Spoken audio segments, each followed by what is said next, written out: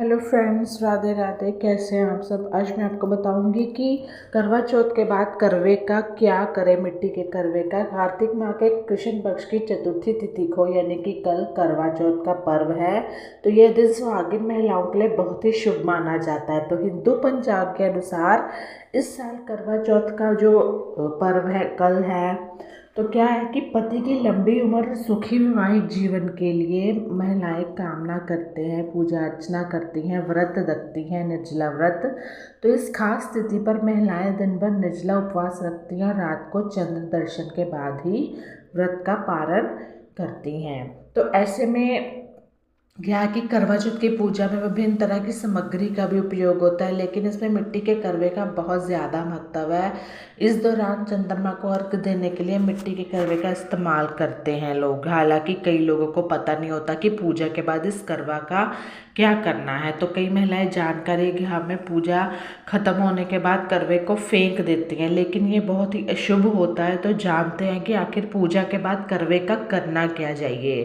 Friends, मेरी कल की भी वीडियो थी कि लाल अक्षत किन किन देवता को चढ़ाएं, ज़रूर देखिएगा। करवा को फेंकना गौरी माता का अपमान करने के बराबर है, क्योंकि मिट्टी के बने इस करवे में माता गौरी का वास होता है। यही वजह है कि कभी भी करवा को पूजा के बाद फेंकना नहीं है आपको कभी भी। अब करवा यूज़ करते हो तो फेंकना नहीं है। मिट्टी का करवा पूजा में इस्तेमाल करने के बाद उसे अगले साल के लिए भी रख सकते हैं। इसके लिए पहले करवे को धो ले, फिर सुखा ले, इसके बाद इसे लाल कपड़े से लपेट कर रख ले।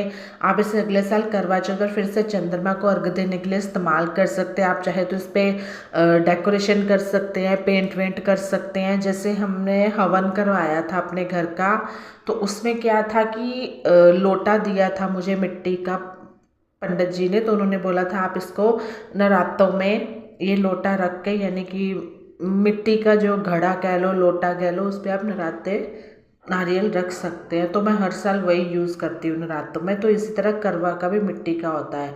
पूजा के बाद मिट्टी के करवा नदी में प्रवाहित आप कर सकते हैं या फिर पेड़ के नीचे रख सकते हैं, लेकिन इस बात का ध्यान देना है कि पेड़ गंदा ना हो। दूसरा है कि किन महिलाओं को नहीं रखना चाहिए करवा चौथ का व्रत। पहला है गर्भवती महिलाएं। करवा चौथ के पर्व हर सुहागिन महिला के लिए अच्छा होता है, लेकिन गर्भावस्था के दौरान शरीर को अधिक पोषण की जरूरत होती है। तो वहीं करवा चौथ के व्रत में पूरे दिन कुछ भी खाना पीना वर्जित होता है। तो ऐसे में गर्भवती महिलाओं को करवा चौथ का व्रत नहीं करने की सलाह दी जाती है। गर्भावस्था में भूखे रहना बच्चे के लिए नुकसानदायक होता है। तो इसलिए ऐसे में महिलाओं को करवा चौथ का व्रत नहीं रखना चाहिए। जो प्रेग्नेंट लेडीज़ है, कोई बात नहीं, आप अपने सास वगैरह बड़े, हमारे क्या होता है, कोई बड़ा अगर कह दे कि कोई बात नहीं बेटा आप व्रत अगले साल रखना, तो आप कंटिन्यू कर सकते हो। मैंने भी ऐसे ही किया था।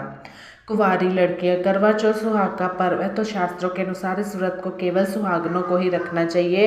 यह व्रत पति की लंबी उम्र के लिए रखा जाता है, इसलिए कुंवारी लड़कियों को करवा चौथ का व्रत नहीं रखना चाहिए। मासिक धर्म, अगर आपको मासिक धर्म के दौरान महिलाओं को कोई पूजा पाठ नहीं करनी चाहिए। इस दौरान महिलाओं को अपनी सेहत का ध्यान रखना चाहिए। हालांकि इस दौरान महिलाएं करवा चौथ व्रत रख सकते हैं, लेकिन फिर कथा वगैरह पूजा नहीं कर सकती हैं। दूसरा है जो कमज़ोर महिलाएं होती हैं, अस्वस्थ हैं, पहले मतलब वो नहीं, उनको भी करवा चौथ का व्रत नहीं रखना चाहिए। जैसे जिनका बीपी लो हो जाता है, प्रॉब्लम्स है, डायबिटीज़ मेडिसिन खानी होती है, तो ये सब आप ना ही रखें तो अच्छा है। यानी कि अगर आप कोई बीमारी से ग्रस्त हैं तो ऐसी महिलाएं करवा चौथ का व्रत नहीं रख सकती हैं। तो वीडियो को लाइक करिए, सब्सक्राइब करिए एंड शेयर करिए। And bye bye, take